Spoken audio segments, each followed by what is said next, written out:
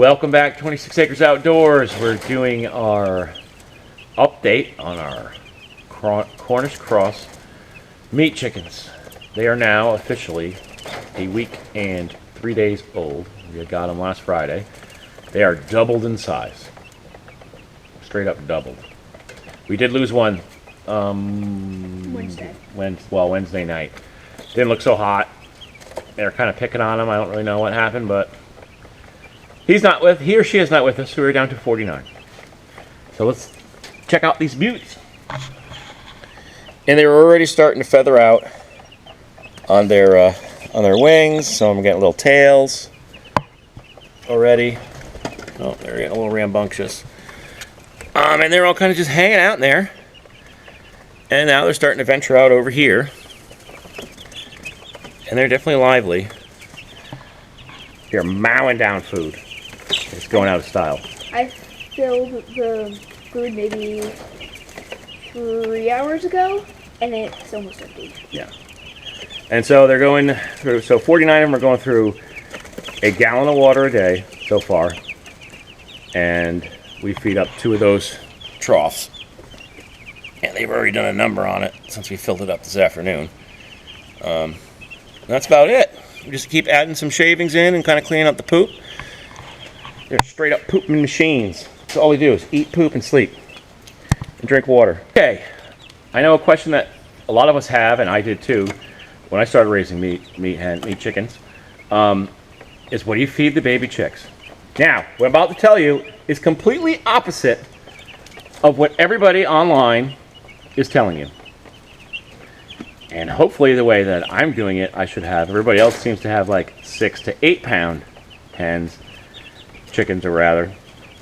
But everybody I talk to, if you do it this way, you have 8 to 10 pound ones. And they still are healthy at the end of this. So, this is what I do. And these sources came from, besides just me, came from another gentleman at one of the feed stores that raises meat hens. And then at another grain store, the owner of the store who sells the grain to raise meat birds, meat chickens, laying hens, or whatever. So let me go through what I do, and hopefully at the end of this whole series, we will have 8 to 10 pound meat chickens. I mean, even if there's 7 or 6, I mean, as long as they all make it, we've already lost one. So this is what I do, completely different than everybody else online. You can use me as a guinea pig, and we see how it all ends out. So, for our water, like I said, they're going through about a gallon, maybe a little more a day. I usually fill it once a day. You can use any, there's different brands, but this happens to be the one that I picked up, the Hydro Hen. It's kind of like Gatorade for little chicks. It adds all their electrolytes and probiotics and all that stuff. Will help with pasty butt and some of the other things they can get. You just put a scoop of this in the water per gallon. So depending on how many gallon waters you use, I got 2 1-gallon ones. And then when this is gone, they'll just get straight water. So that's the watering part. Here's the part that goes completely opposite of everybody you watch. And I'll tell you the reasoning why I'm doing this. So we got our grain, our feed.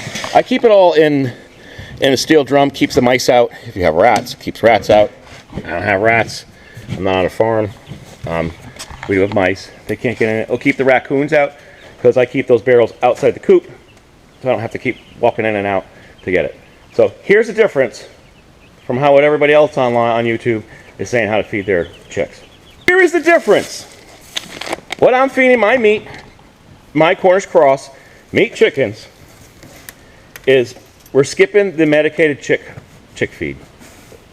So from what I know, or I've been told, like I said, someone who owns a grain store says that they don't spend the extra money on the medicated chick feed because it's crap. He used a different word, but that's what he said. And the other gentleman in another store who raises meat birds said, skip that step too. They don't really need it because the only difference in the feed is 4% fat. So start them straight up, and I started these straight up on meat bird.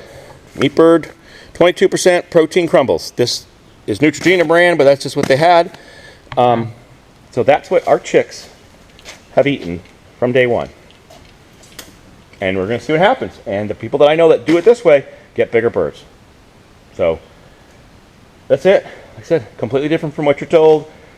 You know, what are you really saving? You're not really saving a whole lot, but supposedly you don't need that step.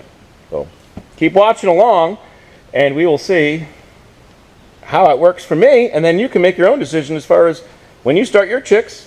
Do I want to just start them straight off on meat bird crumbles, or you want to do the medicated route with the other stuff? So we're doing good so far. Like I said, some got little feathers already. They're starting to feather out. And yeah, that's what we got. Hey, chickies. And I don't care what YouTube video you watch on raising chickens, be it meat chickens, laying chickens. There is not one video where a grown man does this. Hey, chickies. Hey, chickies. Something about little chickens that makes a grown man act like he's 6 years old. I don't know. You think that's funny too, don't you? Oh well. Here, chickies. Oh, look at a lot of chickies. Grown men acting like children over little chicks. So they all seem pretty happy and content. Another tip, as you can see, I'll try to get another tip. Hopefully you guys can see. Another question people have is, well, how do I know how high to put my light? Well, your heat lamp, rather. If you have your heat lamp in there and they're all huddled in the middle, then it's too cold. Lower it. If they're all stuck in the corners all the way around and like nobody's hanging out in the middle whatsoever, it's too hot in there. Raise it up. Might have chicken nuggets. So as you can see, my birds, or our birds rather, are just kind of, they meander around all the way. They've been passing out, sleeping in the feeders. Some sleep in the middle. They do like to kind of crowd up in the corners. But as you can see, there's one laying right under the light. His buddy's going to come. And they just keep on going, flopping around, eating everything they can find. So that's how we're doing. Told you I'd keep you updated. Now, next weekend, we're going to be moving them into the big coop. Izzy and I are going to finish after work tomorrow. We're going to finish our main coop. And once that's finished, I'll show you how I predator-proof that. That's an important thing for raising any kind of livestock. All right, so if anybody has any questions, feel free to comment away. We'll try to help you out the best we can there. And if you have some tips or pointers for me that maybe you think I should know about, feel free to write right along. Make sure you subscribe, turn the notifications bell, like the video, and comment down below if you have any questions. Catch you later.